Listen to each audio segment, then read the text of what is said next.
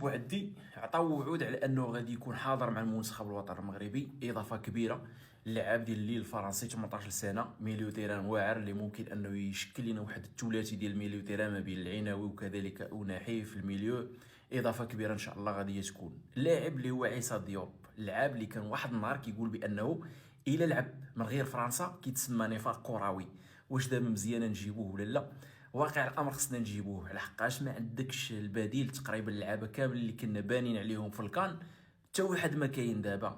اجرد عمليه جراحيه، سيس بليسي، اعتزل عفوا، لياميق بليسي، نسينا من دون فريق. ما عندكش الخيار البديل، فمن الاحسن انه نجيبوه. اللاعب اللي كيلعب فولان في الدوري الانجليزي الممتاز، 29 سنه، يلعب معنا النهار اللي يرجعوا لينا لعابه في المستوى ديالهم مزيان، ولا لعابه يطلعوا في النيفو ديالهم، مثلا باعوا في شادي رياض، ايت بودلال ولعابه اخرين، ديك الساعه ممكن انه نستغنيو عليه. ولكن دابا حنا محتاجين ليه، فلهذا من الافضل انه نجيبوه باش نستافدوا منه. سيرتو في كاس العالم خصك لعابه اللي يكونوا واقفين.